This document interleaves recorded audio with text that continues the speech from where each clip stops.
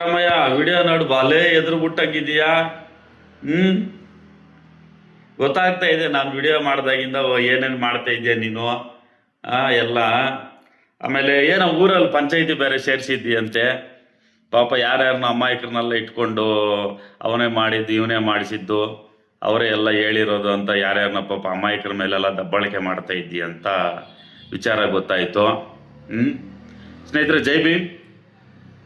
ಇವತ್ತು ಏನು ಮೊನ್ನೆ ನಾನು ಹೊಸಕೋಟೆ ಹತ್ರ ಇರುವಂಥ ಕಂಬಳಿಪುರ ಕಾಟೇರಮ್ಮ ದೇವಾಲಯದ ಬಗ್ಗೆ ಒಂದು ವಿಡಿಯೋ ಮಾಡಿದ್ದು. ಆ ವಿಡಿಯೋಗೆ ಸಂಬಂಧಪಟ್ಟಂಗೆ ಈ ದೇವಸ್ಥಾನದಲ್ಲಿ ಅಕ್ರಮವಾದಂಥ ಚಟುವಟಿಕೆಗಳನ್ನ, ಕಾನೂನು ಬಾಹಿರವಾದಂಥ ಚಟುವಟಿಕೆಗಳನ್ನ ನಡೆಸ್ಕೊಂಡು ಕೋಟ್ಯಾಂತರ ರೂಪಾಯಿ ದುಡ್ಡು ಮಾಡಿರುವಂತಹ ಈ ಪೂಜಾರಿ ರಾಮಯ್ಯ ಏನಿದ್ದಾನೆ, ಇವನ ಬಗ್ಗೆ ನಾನು ಸಂಪೂರ್ಣವಾಗಿ ಹೇಳಿದ್ದೆ.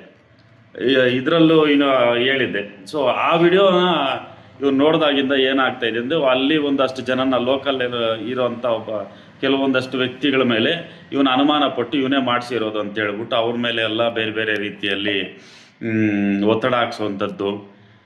ಆ ಊರಿನ ಏನು ಕಂಬಳಿಪುರ ಗ್ರಾಮಸ್ಥರ ಕಡೆಯಿಂದ ಪಂಚಾಯಿತಿಗಳು ಸೇರಿಸಿ ಅವ್ರನ್ನ ಮಾತಾಡ್ಸೋಂಥದ್ದು, ಅವ್ರಿಗೇನು ಬೇಕೋ ಕೇಳಿಕೊಟ್ಟು ಬಿಡೋಣ ಅಂತ ಪಂಚಾಯಿತಿಗಳು ಮಾಡಿಸುವಂಥದ್ದು. ಅವ್ರಿಗೇನು ಅಂಗಡಿಗಳು ಬೇರೆ ಆಫರ್ಗಳು ಕೊಡ್ತಾ ಇದ್ದಾರಂತೆ, ಒಳಗೆ ಅಂಗಡಿಗಳು ಕೊಡ್ತೀನಿ ಇದು ಅದಂತ.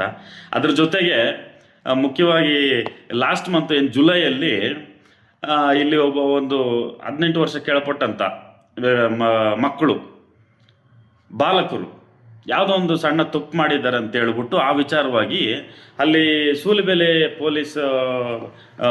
ಪೊಲೀಸ್ ಠಾಣೆಯವರು ಬಂದು ಆ ಮಕ್ಕಳನ್ನು ಯಾವುದೇ ಒಂದು ಕಾನೂನಿನ ಇದಿಲ್ಲದೆ, ಪರ್ಮಿಷನ್ ಇಲ್ಲದೆ, ಏನು ಇಲ್ಲದೆ ಕಾನ್ಸ್ಟೇಬಲ್ಸು ಮತ್ತು ASI ಇರೋಂಥವ್ರು ಬಂದು ಆ ಮಕ್ಕಳನ್ನು ಪಾಪ ಲಾಠಿಯಿಂದ ಹೊಡೆದವರನ್ನು ಹಿಂಸೆ ಮಾಡಿರೋವಂಥದ್ದು.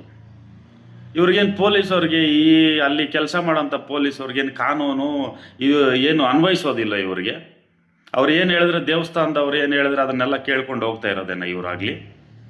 ದಯವಿಟ್ಟು ಇದಕ್ಕೆ ಸಂಬಂಧಪಟ್ಟಂಥ ಪೊಲೀಸ್ ಇಲಾಖೆ ಮೇಲಧಿಕಾರಿಗಳು ಯಾರಿದ್ದಾರೆ, ನಮ್ಮ ಎಸ್ ಪಿ ಅವರಾಗಿರ್ಬೋದು, DYSP ಆಗಿರ್ಬೋದು, ಇವರು ದಯವಿಟ್ಟು ಈ ಸೂಲಿಬೆಲೆ ಠಾಣೆಯ ಪೊಲೀಸರಿಗೆ ಸ್ವಲ್ಪ ಖಡಕ್ಕಾಗಿ ವಾರ್ನ್ ಮಾಡಬೇಕು ಅಂತ ತಮ್ಮಲ್ಲಿ ನಾನು ಮನವಿ ಮಾಡ್ಕೊಳ್ತಾ ಇದ್ದೇನೆ ಸರ್. ಯಾಕಂತಂದರೆ ನೀವು ವಿಡಿಯೋ ನೋಡಿ, ಪಕ್ಕದಲ್ಲಿ ಹಾಕ್ತೀನಿ. ಆ ವಿಡಿಯೋನಲ್ಲಿ ನೋಡಿ, ಒಬ್ಬ ಚಿಕ್ಕ ಹುಡುಗನನ್ನು ಯಾವ ರೀತಿ ಲಾಠಿನಲ್ಲಿ ಹೊಡಿತಾರೆ ಒಂದು ಅಂಗಡಿನಲ್ಲಿ ಹಾಕ್ಕೊಂಡಂತ. ಇದು ಇಷ್ಟೆಲ್ಲ ಪವರ್ಸ್ ಯಾರು ಕೊಟ್ರಿ ಇವ್ರಿಗೆ? ಮಕ್ಕಳನ್ನ ಹೊಡೆಯೋಂಥದ್ದು ಏನಿದೆ? ಹೋಗ್ಲಿ, ಮಕ್ಕಳನ್ನ ಹೊಡಿಬೋದಾ ಇವರು? ಅವ್ರು ಏನಾದರೂ ತಪ್ಪು ಮಾಡಿದರೆ ವಿಚಾರಣೆ ಮಾಡಲಿ. ಲಾಠಿಯಲ್ಲಿ ಹೊಡೆಯೋಂಥದ್ದು ಏನು ಬಂತು? ಆ ಮಕ್ಕಳಿಗೆ ಏನಾದರೂ ಹೆಚ್ಚು ಕಮ್ಮಿ ಇದ್ರೆ ಯಾರು ಜವಾಬ್ದಾರಿ ಆಗ್ತಾರೆ? ಏನು ತಪ್ಪು ಮಾಡಿಬಿಟ್ಟಿರ್ತಾರೆ ಅವರು ಅಂಥದ್ದು?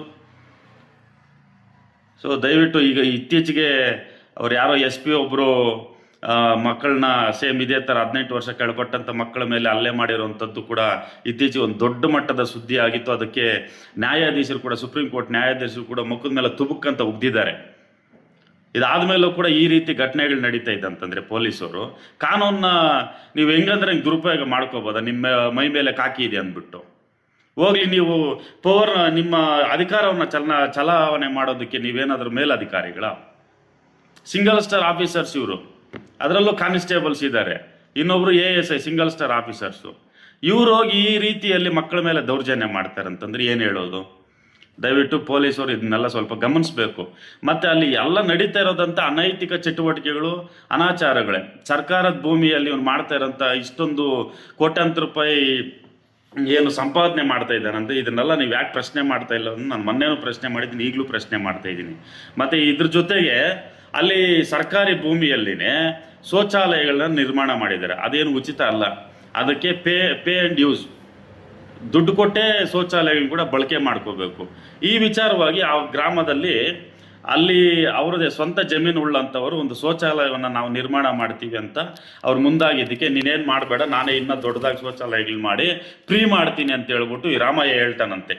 ಅಂದರೆ ಬೇರೆಯವರು ಯಾರು ಜೀವನ ಮಾಡೋಂಗಿಲ್ಲ, ಅಲ್ಲಿ ಏನು ಮಾಡಿದ್ರು ಕೂಡ ಇವನ ಅಂಡರಲ್ಲೇ ಇರಬೇಕು ಅನ್ನೋದು.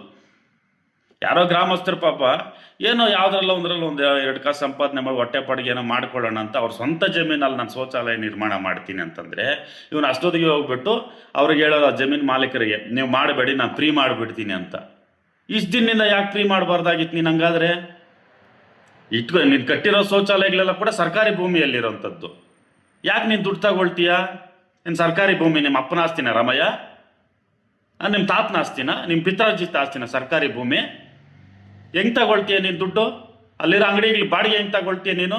ಪಂಚಾಯತಿ ಅಧಿಕಾರಿ PD ಅವರು ನೇರವಾಗಿ ನಾನು ಹೇಳ್ತಾ ಇದ್ದೀನಿ, ದಯವಿಟ್ಟು ಈ ಕೂಡಲೇ ಏನು ದೇವಸ್ಥಾನದ ಹೆಸರಲ್ಲಿ ಇವರೇನು ಅಕ್ರಮವಾಗಿ ಬಾಡಿಗೆ ವಸೂಲಿ ಮಾಡ್ತಾ ಇದ್ದಾರೆ, ಸುಂಕ ವಸೂಲಿ ಮಾಡ್ತಾ ಇದ್ದಾರೆ, ಪಾರ್ಕಿಂಗ್ ವಸೂಲಿ ಮಾಡ್ತಾ ಇದ್ದಾರೆ, ಇದರ ಮೇಲೆ ಕಠಿಣವಾದಂಥ ಕ್ರಮ ಕೈಗೊಳ್ಬೇಕು ನೀವು.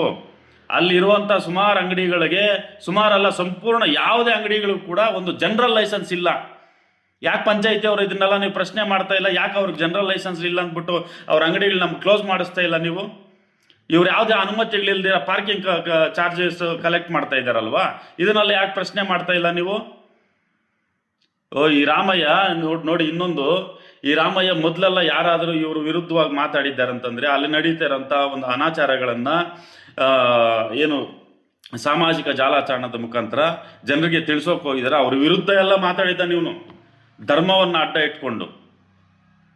ಆದರೆ ನಾನು ಮಾಡಿರೋ ವಿಡಿಯೋಗೆ ಇದುವರೆಗೂ ಕೂಡ ಯಾವುದೇ ಸ್ಪಂದನೆ ಕೊಟ್ಟಿಲ್ಲ ಅಂತಂದರೆ ಅರ್ಥ ಮಾಡ್ಕೋಬೇಕಿಲ್ಲಿ, ನಾನು ಇವನು ಸಂಪೂರ್ಣವಾದಂಥ ಬಂಡವಾಳವನ್ನು ತಮ್ಮ ಮುಂದೆ ಇಟ್ಟಿದ್ದೇನೆ, ಸತ್ಯವಾದಂಥ ಮಾಹಿತಿಯನ್ನು ನಿಮ್ಮ ಮುಂದೆ ಇಟ್ಟಿದ್ದೇನೆ.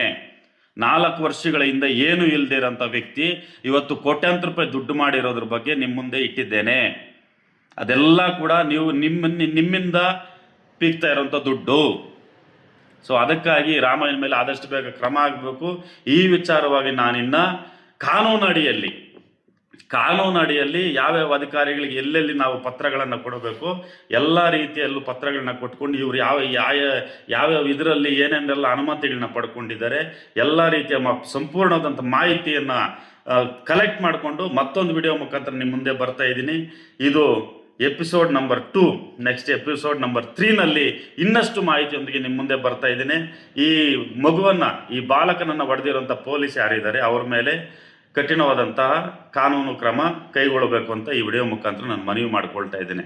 ಜೈ ಭೀಮ್, ಜೈ ಪ್ರಬುದ್ಧ ಭಾರತ.